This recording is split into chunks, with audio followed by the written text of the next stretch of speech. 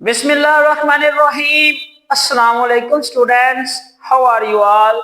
I hope all will be good. I am your math instructor of Ashraf. बच्चों आज हम लोग आप लोगों के लिए लेकर आए हैं न्यू चैप्टर जिसमें हम लोग सेट्स और उसके फंक्शंस के बारे में पढ़ेंगे। लास्ट टाइम हम लोगों ने चैप्टर नंबर 2 देखा था, उसकी रिव्यू एक्सरसाइज को कंप्लीट कर दिया था जिसमें लॉगरिथम और उससे मुतल्लिक जो फार्मूलाज थे उनको हम लोगों ने क्लैरिफाई कर लिया था। आज जो हम लोगों ने चीज स्टार्ट करनी है वो है हम लोगों का सेट्स। हम लोग देखेंगे किसी भी चीज को उसको मुनज़्ज़म अंदाज में बयान करने के लिए जो चीज जो टर्म हमें चाहिए होती है वो किस तरह से बयान होती है। एक चीज को बयान करने के लिए हमारे पास किन किन चीजों का होना चाहिए वो हम लोग देखेंगे। वीडियो स्टार्ट करने से पहले मैं आप लोगों को बताता चलता जाऊं, अगर आप लोगों ने अभी तक हमारा चैनल सब्सक्राइब नहीं किया तो उसको लाजमी सब्सक्राइब करें, अपने दोस्तों के साथ भी शेयर करें ताकि इस चैनल पर जितनी भी वीडियोस हैं वो आप लोगों तक पहले पहुंची जा सके। तो लेट्स स्टार्ट बच्चे, हम लोग अपना आज का लेक्चर स्टार्ट करते हैं। सबसे पहले तो हम लोग इसके बेसिक कंसेप्ट को देखेंगे ताकि हमारे पास जो आने वाली एक्सरसाइज हैं, आने वाले क्वेश्चंस हैं, उनका सोल्यूशन आसानी तरीके से हमारे पास मौसूल हो सके। ठीक है, सबसे पहले है जो आप लोगों के पास वो है सेट्स एंड फंक्शंस। ये आप लोगों के चैप्टर का नेम है। हम आप लोगों के सामने ये चीज बयान करेंगे किस तरह से सेट आगे जाके अपनी ब्रांचेस और अपने मुतलका चीजों में डिफाइन होगा और उसकी मदद से हम लोग एक्सरसाइज को सॉल्व करने के काबिल हो सकेंगे। Let's start. Set is a well defined collection of the distinct object. जो आपके पास सेट होता है वो क्या है? सेट आपके पास एक मुनफरद अंदाज में बयान किए जाने वाली मुख्तलिफ चीजों का एक सेट होता है। एक आपके पास ग्रुप होता है जिसमें एक ही किस्म की हो सकती हैं बहुत सारी चीजें या एक ही किस्म के बहुत से एलिमेंट्स हो सकते हैं जिनको आप लोगों ने एक ग्रुप की शक्ल में या एक मुनज़्ज़म अंदाज में एक सेट की शक्ल दे दी गई है। फॉर एग्जाम्पल आप लोगों के पास क्या है? आप लोगों के पास केटिंग सेट है, फिर आप लोग कह सकते हैं आपके पास क्या है? कस्टर्ड सेट है। इसी तरह से बहुत सी चीजों को मिलाकर एक ही मुनज़्ज़म नाम देना वो आपके पास क्या कहलाता है? वो आपके पास सेट कहलाता है। फॉर एग्जाम्पल यहाँ पर एक आपके पास सेट लिखा हुआ है जिसमें आपके पास नेचुरल नंबर्स हैं 1 2 3 एंड 4। जस्ट हम लोगों ने ये बताना है कि ये आपके पास एक सेट किस तरह से बना है। आपके पास यहाँ पर 4 एलिमेंट्स हैं। इन 4 एलिमेंट्स को आप लोगों ने एक ब्रेसिस, मुकम्मल ब्रेसिस में जो है ना क्लोज किया और उसको आप लोगों ने क्या नाम दिया? इसको आप लोगों ने सेट ए का नाम दे दिया हुआ है। Get it? इसको हम लोग कहते हैं सेट। अब सेट के वेल डिफाइंड और नॉट वेल डिफाइंड होने का क्या मतलब है? आपके पास जो सेट के वेल डिफाइंड होने का मतलब है वो ये है कि आप लोगों के पास ऐसे असूल, ऐसी चीजें, ऐसी बातें वाज़ेह तौर पर नजर आ जाएं जिनकी बेस पर आप लोग सामने वाली चीज का हतमी तौर पर मान लें। Get it? आपके पास कुछ ऐसी चीजें, फॉर एग्जाम्पल आप लोगों के सामने कस्टर्ड सेट रख दिया हो तो उसमें मुख्तलिफ किस्म के मतलब आप लोग उसमें जो बर्तन हैं उनको निकाल के देखते हैं क्या ये वाकई इस चीज की पैरवी कर रहा है, इस चीज को क्लैरिफाई कर रहा है, तो उस क्लैरिफिकेशन को आप लोग क्या कहेंगे? Well defined. अगर आपके पास वो क्लैरिफिकेशन नहीं हो रही, वो आपके पास मुख्तलिफ किस्म की शक्ल इख्तियार कर ली, तो वो आपके पास क्या है? Not well defined. आपके पास जो क्लैरिफिकेशन है उसको आप लोग वेल डिफाइन कह लें, और जो आपके पास अनक्लेरिफाई है मतलब क्लैरिफिकेशन नहीं उसमें आ रही, आपको मुनज़्ज़म तौर पर उसकी समझ नहीं लग रही, तो वो क्या है? आपके पास नॉट वेल डिफाइंड।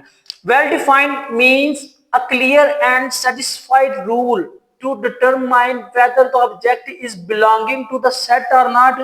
आपके पास जो वेल डिफाइंड चीज है वो ऐसी चीज होती है जो आपको इसके मुतालिक बता रही होती है हत्ता कि वो चीज उसके साथ बिलोंग कर रही है या फिर नहीं कर रही। ये उस चीज का सबूत देता है। क्या करता है? उस चीज का सबूत देता है, प्रूफ देता है। जो आपके पास वेल डिफाइंड होती है, ये आपके पास जो वेल डिफाइंड का टर्म है इस बात का सबूत देता है जो मुतलका चीज आप लोगों ने उसमें से निकाली है या उसको देख रही हैं वो वाकई ही उस सेट से मिलती है या नहीं मिलती, वो कहलाता है आपके पास वेल डिफाइंड। फॉर एग्जाम्पल यहाँ पर एक चीज है, आपको वेल डिफाइंड के तौर पर बताता हूं मैं। आपके पास ये ए वाला सेट है, इसमें देखिएगा 1 2 3 4 5। यहाँ पर आपके पास 5 नेचुरल नंबर है। क्या है? 5 नेचुरल नंबर है। इन 5 नेचुरल नंबर को मैंने आगे कोटेशन में लिख दिया set of first 5 natural numbers. तो क्या ये आपके पास करेक्ट है? जी हाँ, आपके पास ये चीज करेक्ट है, क्योंकि ब्रेसिस में जो एनक्लोजिंग नंबर है वो है 1 2 3 4, मतलब पहले 5 कुदरती अदाद का सेट। यहाँ पर जो लिखा हुआ है set of the first 5 number, 5 natural number, पहले 5 कुदरती अदाद का सेट आपके पास क्या है, वेल डिफाइंड है। गेट इट, क्योंकि वो इस चीज की अक्कासी कर रहा है, इस चीज की रिफ्लेक्शन कर रहा है कि हाँ वो नंबर्स उसमें पाए जा रहे हैं। दूसरे नंबर पर है आप लोगों के पास B set, AEIOU। All students know that कि ये आपके पास क्या है, वॉवल्स वर्ड्स का जो है एक सेट है। तो इसको भी ब्रेसिस में एनक्लोज कर दिया हुआ है, तो हम लोगों ने इसको क्या कह दिया, set of vowels word, all vowels words भी कह सकते हैं, set of all vowels words. तो बच्चे ये आपके पास वेल डिफाइंड है, ठीक है ना, क्योंकि वो इस चीज के काशिकार है। ये देखें इधर भी आपके पास 5 जो वॉवल्स हरूफ है वो लिखे हुए हैं, और यहाँ पर भी हम लोगों ने वही लिखा हुआ है कि set of all vowels words. Get it, ये है आप लोगों का well defined. Not well defined क्या है, अगर आप लोगों के पास यही स्टेटमेंट मैं उल्ट कर दूं, कह दूं कि AEIOU set of the first natural number, क्या वो चीज मानने को आप लोगों का दिल करेगा? नहीं करेगा, क्योंकि आंखों देखी आप लोग देख रहे हैं कि ये तो आपके पास क्या है, ये आपके पास वावल्स रूप का सेट है, और आप लोग उसको बयान कर रहे हैं कि ये नेचुरल नंबर से, तो ये चीज अक्ल फहम मानने के लिए राजी नहीं होती, रजामंदी नहीं देती, तो हम लोग क्या कहेंगे उसको, not well defined. Set of all hits movies, उसने कहा कि जितनी भी हिट्स मूवीज हैं उनका सेट। अब हमें क्या पता है कि कितनी मूवीज हिट्स हैं और कितनी नहीं हिट्स, तो वो सारी की सारी कंबाइन हो गई है। Set of the beautiful flowers, अब फ्लावर्स कितनी किस्म के हो सकते हैं, रेड कलर के भी हो सकते हैं, व्हाइट कलर के भी हो सकते हैं, ब्लैक कलर के भी हो सकते हैं, हत्ता कि यहाँ पर जितनी भी किस्म के फूल्स हैं या जितनी भी किस्म के फ्लावर्स हैं वो सारे आ जाएंगे, तो वो आपके पास ब्यूटीफुल फ्लावर्स मान जाएंगे। ये क्या है, एक वेल डिफाइंड ऑब्जेक्ट नहीं है, क्योंकि उसमें किस्म ही नहीं बताई कि ये इस किस्म के होंगे, ये इस कलर के होंगे, या फिर ये इस रंगत के होंगे। Get it. आगे क्या है, रिप्रेजेंटेशन ऑफ द सेट, एक सेट को बयान करने के कितने तरीके हैं? There are 3 main parts to determine a set, एक सेट को मुनज़्ज़म अंदाज में समझने के लिए आपके पास 3 तरीके हैं। कितने मेथड्स हैं? 3। हम लोग इसको मेथड्स भी कह सकते हैं, रिप्रेजेंटेशन ऑफ द सेट, या फिर कह सकते हैं methods, methods of a set. एक सेट को बयान करने के कितने मेथड हैं?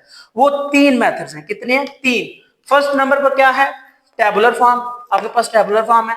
दूसरे नंबर पर है डिस्क्रिप्टिव फॉर्म। टेबुलर फॉर्म क्या है आपके पास? अंदराजिया तरीका। क्या है? अंदराजिया तरीका, जिसमें आप लोगों ने सिर्फ दर्ज करनी है चीजों को, वो आपके पास टेबुलर फॉर्म कहलाएगा। आगे है डिस्क्रिप्टिव फॉर्म। डिस्क्रिप्टिव फॉर्म है बयानिया तरीका। बयानिया समझते हैं ना, कि आप एक चीज को बयान कर रहे हैं, आप उस चीज की अक्कासी कर रहे हैं, आप उस चीज को एक स्टेटमेटिकली शक्ल दे रहे हैं कि ये इस चीज में हमारे पास आ जाएगी। एक है जो इसकी थर्ड लास्ट है, वो है सेट बिल्डर फॉर्म और सेट बिल्डर नोटेशन, जो आपके पास सिंबल्स की मदद से नंबर्स को, किसी वर्ड्स को या किसी वैल्यू को ज़ाहिर करेगा, वो आपके पास सेट बिल्डर नोटेशन है। हम लोगों इसकी जो है ना डेफिनेशन को देखते हैं, ये मैंने लिखी हुई है, कंसर्न कीजिएगा। उर्दू में मैं इसलिए बता रहा हूँ कि मैं भी उर्दू मीडियम वाले भी देख रहे होंगे, तो वो आसानी के साथ चीजों को सुन के समझ के वहां पर उनको लिख सकेंगे। सबसे पहले है जो आप लोगों का, वो है टेबुलर फॉर्म यानी अंदराजिया तरीका। क्या है? अंदराजिया तरीका। Set that can be describe by writing the elements in the list are singly elements. Set का वो तरीका, वो मेथड, सेट का वो तरीका जो लिस्ट की शक्ल में एलिमेंट्स को लिख दे या उनको अकेला अकेला करके बता दे, वो आपके पास क्या कहलाता है? आपके पास टेबुलर फॉर्म यानी अंदराजिया तरीका कहलाता है। सेट की वो शक्ल जो एलिमेंट्स को लिस्ट की शक्ल में लिख दे, वो आपके पास क्या कहलाएगा? वो आपके पास टेबुलर फॉर्म यानी अंदराजिया तरीका कहलाएगा। फॉर एग्जाम्पल्स यहाँ पे देखिएगा 1 2 3 4 एंड सो ऑन, ये क्या है? ये आपके पास है सेट, ये आपका सेट है, नेचुरल नंबर्स का सेट है। लेकिन यहाँ पर हम लोग मेथड्स को डिस्कस कर रहे हैं। मेथड्स में हम लोगों ने सिर्फ वैल्यूज को दर्ज करना है, सिर्फ वैल्यूज को दर्ज करना है, बाकी और कोई भी चीज हम लोगों ने यहाँ पर किसी भी तरह से डिस्क्राइब नहीं करनी। तो ये आपके पास क्या कहलाएगा? टेबुलर मेथड कहलाएगा। ये जो नंबर्स या एबाय सिंगल ही एलिमेंट्स आप लोग डिफाइन कर रहे हैं ना, ये देखें वावल्स का है, फिर आपके पास 3 आपके पास अल्फाबेट्स हैं ABC, तो ये आपके पास क्या कहलाएगा? टेबुलर फॉर्म यानी अंदराजिया तरीका कहलाएगा। दूसरे नंबर पर है आप लोगों का डिस्क्रिप्टिव फॉर्म, बयानिया तरीका। मुंह बोल के आप लोगों ने ऑरली जो चीजों को एक्सप्लेन करके बताना है वो आपका डिस्क्रिप्टिव फॉर्म है। क्या है? Descriptive form. Set that can be demonstrate the elements by statistically. क्या है? बाय स्टेटमेटिकली। स्टेटमेटिकली क्या है? एक बयानिया अंदाज में चीजों को बयान करना, एक बयानी अंदाज में चीजों को बयान करना या किसी चीज को वहां पर एक्सप्लेनेशन देना, वजाहत देना, वो क्या है आपके पास? डिस्क्रिप्टिव फॉर्म यानी बयानिया तरीका कहलाएगा। Get it? फॉर एग्जांपल्स, हमारे पास एग्जांपल्स क्या है? Set of the natural number. मैंने यहाँ पर जो आपके पास एग्जांपल्स लिखी हुई है ना, मैंने कोशिश की है कि उन्हीं से मिलती जुलती जो डिस्क्रिप्शन है वो वहां पर प्रोवाइड की ताकि आप लोगों को इन तीनों मेथड्स में जो है ना किसी भी किस्म की कंफ्यूजन ना रहे। आपके पास अगर एक नंबर गिवन है या एक सेट गिवन है और फर्ज करें आप लोगों को कह दिया जाए कि आपने तीनों मेथड्स में लिखना है, तो वो कैसे लिखेंगे? वो बहुत इजी है। ये देखें, यहां पर मैंने लिख दिया ना 1 2 3 4 एंड सो ऑन। ये क्या है? ये है set of the natural number. और दूसरा जो इसका डिस्क्रिप्टिव मेथड उसमें मैंने लिख दिया set of the natural number, यानी नंबर्स को आप इस तरह से वहां पर डिफाइन कर सकते हैं। फिर क्या है? Set of the vowels etc, यानी कि यहाँ पर मैंने दूसरा जो एग्जाम्पल का सेट लिखा था वो था वॉवल्स का, और वो मैंने डिस्क्रिप्टिव फॉर्म यानी किस तरह से डिस्क्राइब होगा वो मैंने लिख दिया आप लोगों का। वो क्या है? Set of the vowels. आपके पास जो थर्ड वाली एग्जाम्पल है यानी थर्ड वाला जो मेथड है वो है सेट बिल्डर नोटेशन। क्या है? सेट बिल्डर नोटेशन कह लें या सेट बिल्डर फॉर्म कह लें। ये है आपके पास, कह लें इसको वैसे पढ़ेंगे हम लोग सेट बिल्डर ही, ठीक है ना। और इसको हम लोग कहेंगे कि ये कुछ स्पेसिफिक एलिमेंट्स यानी स्पेसिफिक सिंबल्स को यूज करता है क्या करने के लिए? सेट्स को डिफाइन करने के लिए। क्या करने के लिए? सेट्स को डिफाइन करने के लिए कुछ मखसूस एलिमेंट्स, मखसूस सिंबल्स को यहाँ पर मदद करता है, मतलब उनकी हेल्प से ही ये सेट को डिफाइन करता है। A set that can B demonstrated with the help of the specific symbols. कुछ मखसूस इलामात की मदद से किसी सेट को डिफाइन करना, डिस्क्राइब करना, वजाहत करना उनकी, वो क्या कहलाता है आपके पास? सेट बिल्डर नोटेशन कहलाता है। क्या कहलाता है? Set builder notation. ये आपके पास समझ ले एक सिंबॉलिकली मेथड है, ठीक है ना, अलामती मेथड है, जिसमें आप लोगों ने क्या करना है? फॉर एग्जाम्पल के तौर पर ये देखिएगा, इसमें कुछ चंद क्या है सिंबल्स यूज होंगी। वही चीज है जो मैंने अभी अभी आपको बताया था कि लेट सपोज करें जो आपके पास ये सेट है ये x के इक्वल है, यानी कि इसमें जो एलिमेंट्स है वो x के इक्वल है। x, ये जो आपके पास ये जो सिंबल है ना ये है सच दैट, जैसा कि, ठीक है, सच that x such that x की वैल्यू कुछ इस तरह से है। ये जो आपके पास ई नजर आ रहा है ना, ई ये वाला, ये आपके पास आता है belongs to x such that x belongs to natural number. जो आपके पास x की वैल्यूज हैं वो किससे बिलोंग कर रही है? मुताबिकत रख रही, बिलोंग्स टू मुताबिकत रखना, नेचुरल नंबर्स कुदरती अदाद से। दूसरी एग्जांपल देखें, x such that x belong to set of the vowels. जो भी अभी मैंने आप लोगों को वॉवल्स की एग्जांपल दी थी उसको मैंने डिस्क्रिप्टिव फॉर्म में भी लिखा, फिर मैंने क्या कर दिया आप लोगों के साइंटिफिक सेट बिल्डर नोटेशन में भी लिख दिया, ताकि अगर कोई भी क्वेश्चन इस तरह से आ जाए कि आपने तीनों मेथड्स को यूज करके राइट करना वहां पर, तो वो आप लोग इजीली लिख सकते हैं। उससे हट के मैं आप लोगों के लिए एक और एग्जांपल, ये देखें 1 2 3, अगर आपके पास नंबर्स जो हैं या जो वैल्यूज हैं वो जस्ट एक मखसूस लिमिट तक दी जाए या एक क्या कहने स्पेसिफिक लिमिटेशन हो वहां पर, तो आपने उसको कैसे लिखना है? यहाँ पर आपके पास ये आपके पास कौन सी फॉर्म है? ये आपके पास टेबुलर फॉर्म है। मैं छोटा सा करके लिख रहा हूँ टी, टेबुलर फॉर्म है ये, ठीक है ना, अंदराजा तरीका है। Set of the natural numbers, या आप लोग कह सकते हैं set of first 5 natural numbers. क्या है? Set of the first 5 natural number. इसी को मैं आप लोगों के पास क्या करूंगा, ये एक दफा इसको टेबुलर फॉर्म में, दूसरी दफा इसको डिस्क्रिप्टिव फॉर्म में, ये आपके पास डिस्क्रिप्टिव फॉर्म है और ये आपके पास क्या है? सेट बिल्डर नोटेशन है। क्या है? सेट बिल्डर नोटेशन में है, ठीक है। उसी एक ही चीज को तीनों मेथड से किस तरह से हम लोग कर सकते हैं, एक में लिमिट रख देंगे, दूसरे में स्टेटमेटिकली बताएंगे set of first 5 natural numbers, और थर्ड वाला जो इसका होगा वो क्या होगा? वो कहेगा x such that x belong to natural number. आपने पहले उसकी खासियत कैरेक्टरिस्टिक्स बतानी है वो कौन सी है, वो है इसकी नेचुरल नंबर, कुदरती अदाद का सर। और ये जो आपके पास अलामत है ना इसका मतलब है एंड। क्या है? ये एंड की अलामत है x।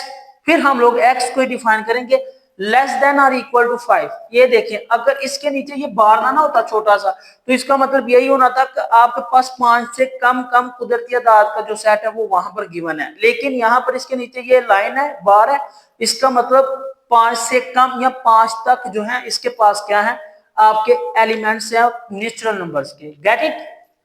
A is a set of the x where x belongs to natural number। ये मैंने आप लोगों को उस चीज की क्या कहते हैं, सेट बिल्डर नोटेशन की एक स्टेटमेटिकली है उसको यहाँ पर डिफाइन कर दिया कि आपके पास वो किस तरह से डिफाइन होगी।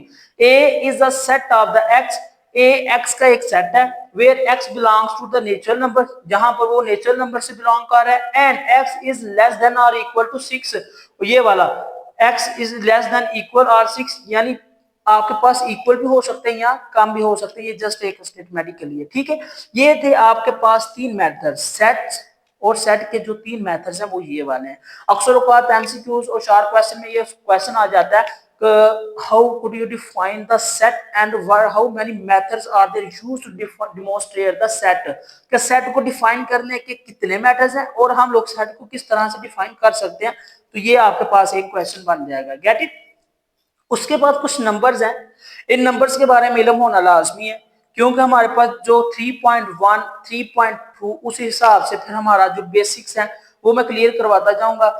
ठीक है, इसके अलावा यहाँ पर जो नंबर्स गिवन है इनको आप लोगों ने ज़हन नशीन कर लेना। हमारे आने वाली जो वैल्यूज हैं मे भी वहां पर वो नंबर्स दे भी सकते हैं, मे भी नंबर्स को सिर्फ हिंट दे सकते हैं और नंबर्स हम लोगों ने खुद लिखने हैं, इनको समझने की कोशिश करनी है। Some important rules and numbers and identification, कुछ इंपॉर्टेंट रूल्स हैं यानी प्रिंसिपल्स हैं यानी असूल हैं, कुछ नंबर्स हैं और उनकी जो शनाख्त है वो कैसे कर सकते हैं। सबसे पहले आप लोगों का नेचुरल नंबर क्या है। नेचुरल नंबर, जो नेचुरल नंबर की शनाख्त है वो है एन, कैपिटल एन। क्या है इसकी आइडेंटिफिकेशन आई, ये है इसकी शनाख्त कैपिटल एन।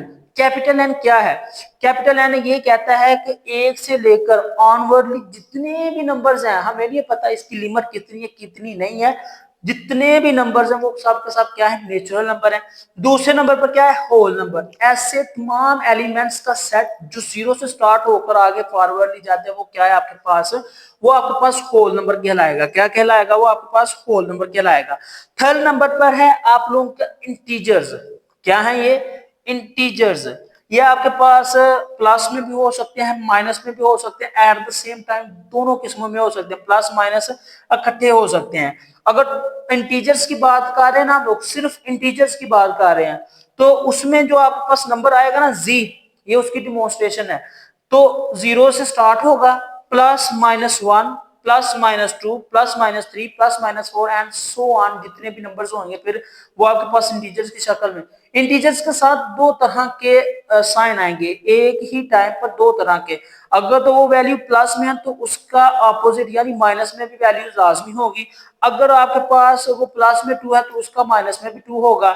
जिस तरह आप लोग एक्स एक्सिस और वाई एक्सिस में देखते हैं, एक्स एक्सिस में ये होता है कि ये देखिएगा आपके पास इस तरह से अगर दो वेक्टर्स हैं, ठीक है, एक्स एक्सिस है ये एक साइड वाला और दूसरी साइड वाला एक्स एक्सिस माइनस में होता है। इसी तरह अपवर्ड जो वाई एक्सिस होता है वर्टिकली वो प्लस में होता है यानी पॉजिटिव होता है, जो नीचे वाला है वो आपके पास क्या होता है, नेगेटिव होता है। इसी तरह से अगर आपके पास पॉजिटिव की वैल्यू आ रही है उतनी उतनी ही फिर आपके पास नेगेटिव की वैल्यू होगी और वो चीज क्या कहलाएगी, आपके पास इंटीजर्स कहलाएगी। Get it?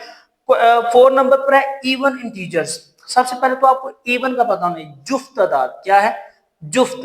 जुफ्त अदाद में क्या होता है, ऐसे तमाम एलिमेंट्स जो दो के टेबल को फॉलो करते हो। आप लोग इस तरह से इसको समझ सकते हैं कि जो एलिमेंट्स, जो नंबर्स दो के टेबल को फॉलो करते हैं, यानी कि दो एक बार, दो दो बार, चार दो तीन बार, छह दो चार बार आठ, मतलब जुफ्त अदाद में आएगा।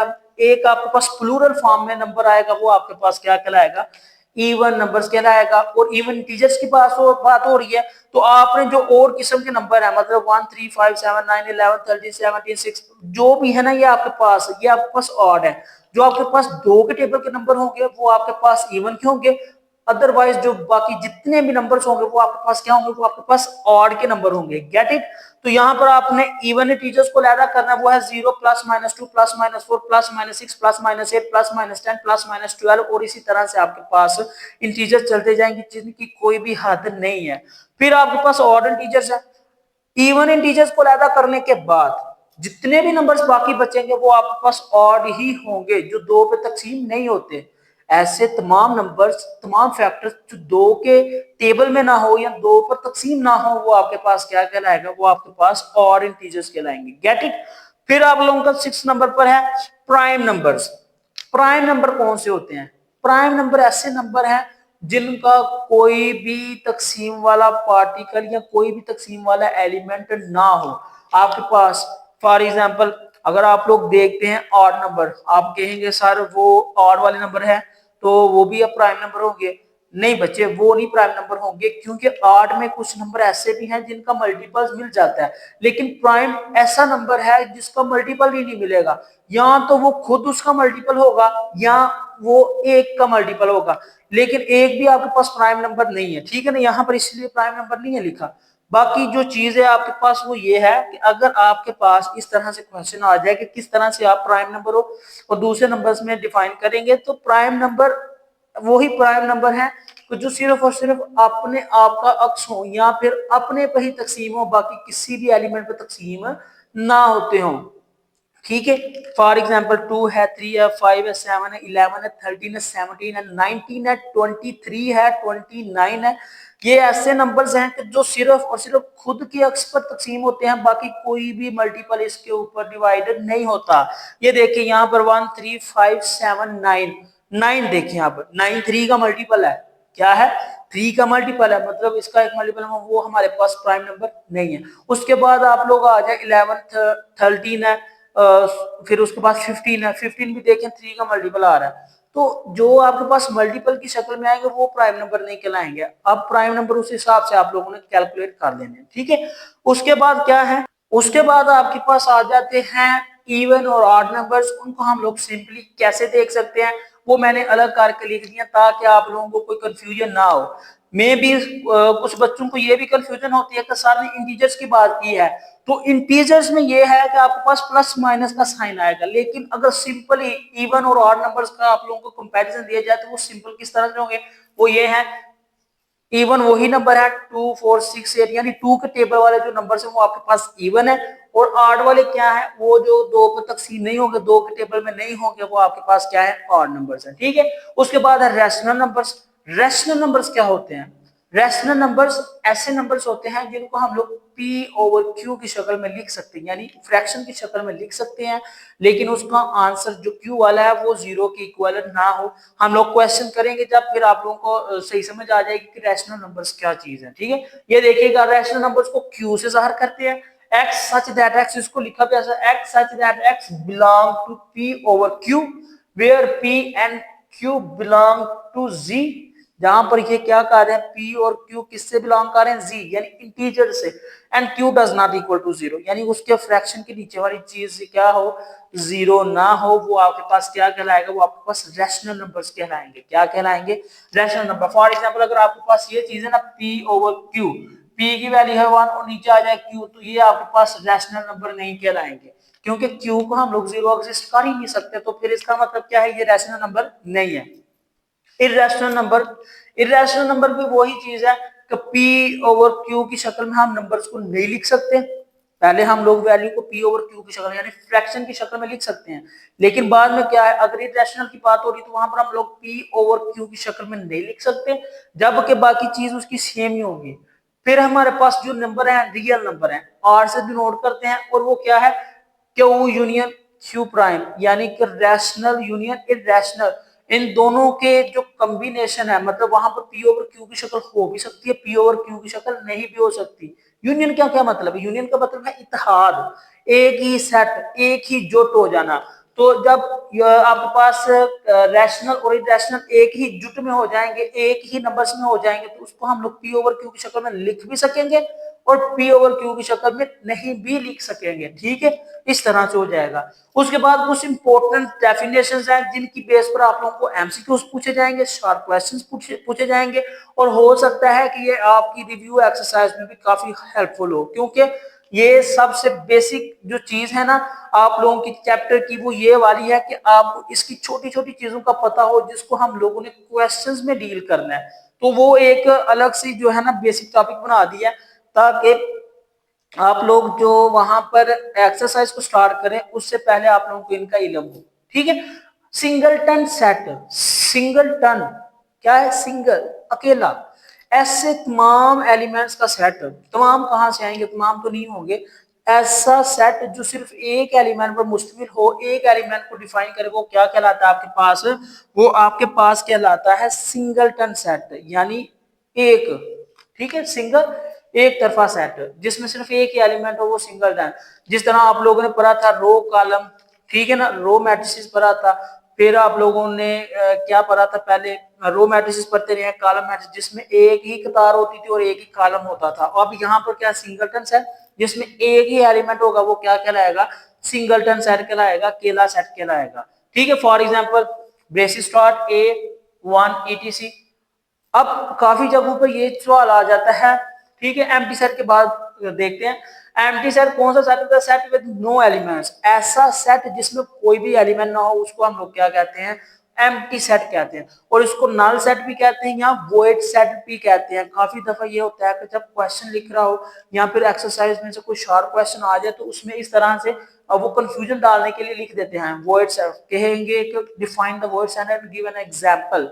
इसलिए मैं आप लोगों को दो दो एग्जांपल्स दे रहा हूं कि इनको लिखने के बाद आपके पास क्लैरिफिकेशन होगा, आप लिख क्या चीज रहे हो और किस चीज को डिमोन्स्ट्रेट वहां पर करना है, पॉइंट आउट करना है, ठीक है। एम्प्टी सेट है, set with no elements is called empty set, null set और वॉइड सेट। फॉर एग्जांपल ये जो आपके पास खाली ब्रेसेस है, खाली ब्रैकेट है, ये नल सेट की डेफिनेशन है, या फिर ये फाई की शक्ल में होगा। गेट इट, ये सिंबॉलिकली है, मैंने आप लोगों को यहाँ पर एक शॉर्ट नोटेशन में लिखते हैं सिंबॉलिकली हम लोग किस तरह इसको रिप्रेजेंट कर सकते हैं। आप लोगों ने अलग से इसकी हेडिंग बनानी है, जो रेड कलर से चीजें दी गई हैं इनकी अलग से हेडिंग बनाकर, मतलब एग्जांपल्स है, एग्जांपल्स की अलग से हेडिंग बनाकर वहां पर एग्जांपल्स को नोट करना है। अब ये देखें, ये एक केस है, एक्सेप्शनल केस है, अगर ब्रेसिस में जीरो एनक्लोज है, ये जिस तरह से is a singleton set not empty set, तो आप लोगों को ये एमसीक्यूज आ जाए कि ये क्या है, तो ये आपके पास सिंगलटन सेट होगा। क्या होगा, क्योंकि इसमें एक एलिमेंट है, जीरो एक एलिमेंट है, ठीक है ना, ये अपना वजूद रख रहा है। अगर बड़ी वैल्यूज में जीरो हटा दिया जाए तो वो बड़ी वैल्यूज का वजूद खत्म हो जाता है, ठीक है।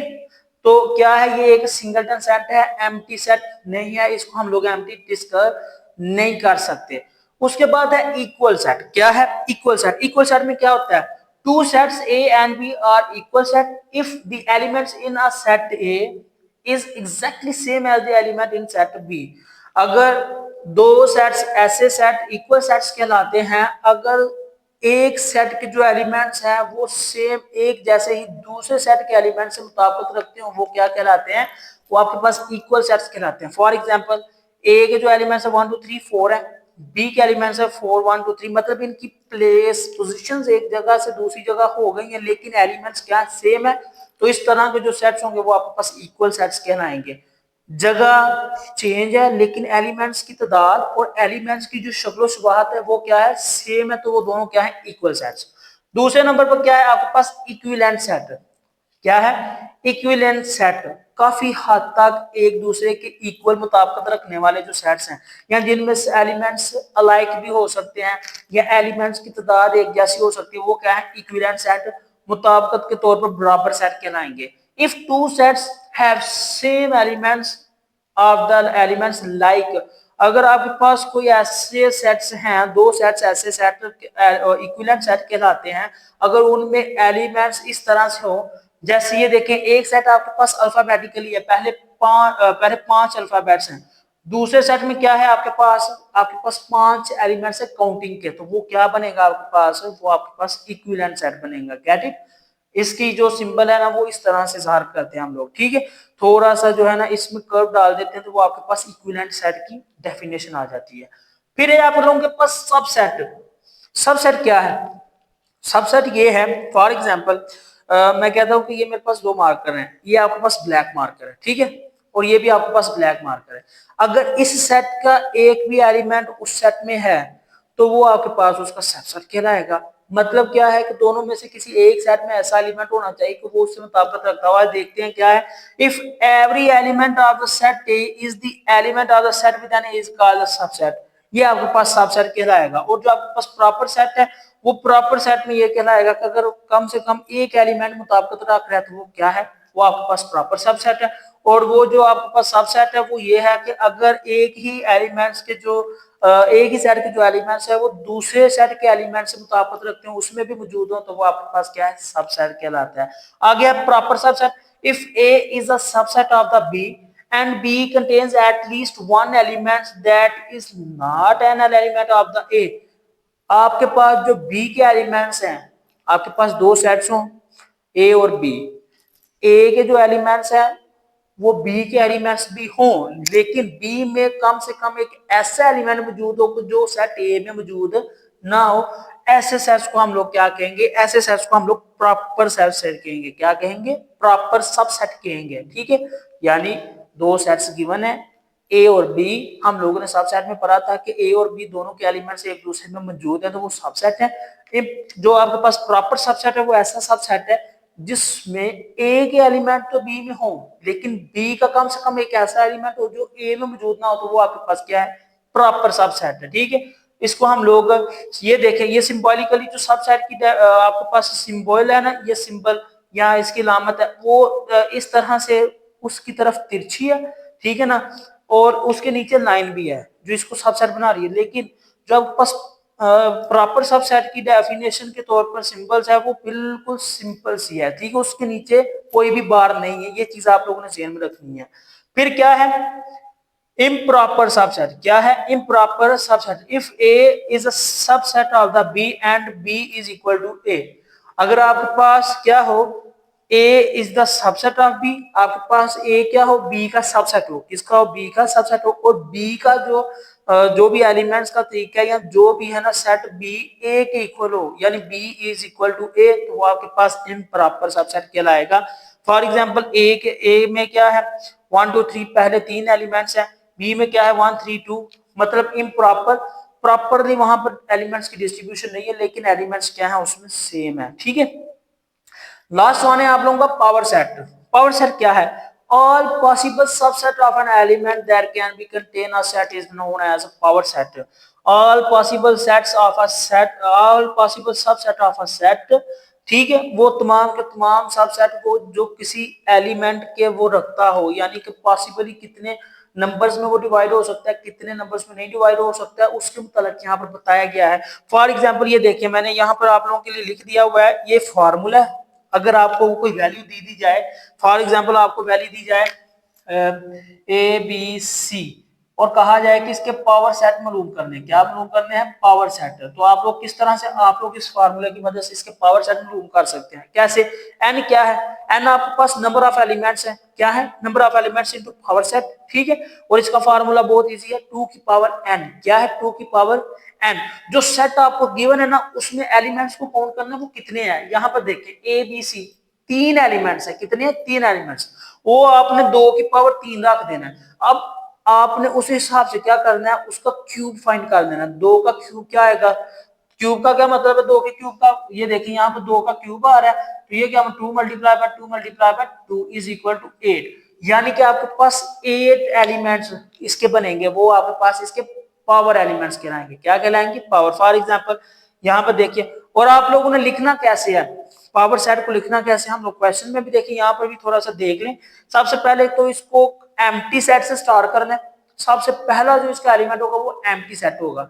बाकी जो इसमें एलिमेंट्स हो गए देखें ए बी और सी में, फॉर एग्जांपल आप लोगों के पास यही एग्जांपल ए बी सी को ले लेते हैं, आपके पास सबसे पहले जो सेट होगा वो एम्प्टी सेट होगा, उसके बाद सिंगली आप लोगों ने सारे एलिमेंट्स को ले देना है, जैसे कि ए बी सी था, इसको लिखना पहले एक दफा ए ब्रेसिस में लिखना है, फिर क्लोज, फिर कामा, फिर बी, फिर आपके पास सी, फिर आप लोगों ने कोशिश करना है कि इनको कंबाइन करने की कोशिश करनी है। पहले ए को बी के साथ कंबाइन करेंगे, फिर ए को सी के साथ कंबाइन करेंगे, फिर आपके पास बी और सी, जब आपके पास एंड हो जाएगा तो आप लोगों ने काउंट करना है कि आप वाकई वो वहां पर जो पावर सेट बने वो 8 है। अगर वो 8 हो जाएंगे तो आपके पास आंसर करेक्ट होगा, अदरवाइज वो आंसर गलत हो जाएगा। ठीक है, तो ये था बच्चे आप लोगों का आज का लेक्चर, जिसमें आप लोगों ने बेसिक क्वांटिटीज और बेसिक चीजों के बारे में मुतालिया किया है, उसकी जो बेसिक हुब्स है उनके बारे में चीजों को देखा है और उनकी जो डेफिनेशंस है उनको पढ़ा है। तो आई होप आप लोगों को लेक्चर अच्छा लगा होगा। लाइक और सब्सक्राइब करना मत भूलिएगा। वीडियो अच्छी लगी हो तो कमेंट लाजमी कीजिएगा और अपने दोस्तों के साथ इसको लाजमी शेयर कीजिएगा। इंशाल्लाह अगर किसी भी चीज की आपको समझ नहीं आई तो आप लोगों ने क्या करना है, वहां पर वीडियोस की सेटिंग्स वाली काउंटिंग और साथ में अपने क्वेश्चंस को लिख कर कमेंट कर देना ताकि आप लोगों के क्वेश्चंस का आंसर दिया जाए। तब तक के लिए आप मुझे दें इजाजत। इंशाल्लाह फिर मुलाकात होगी। अल्लाह हाफिज।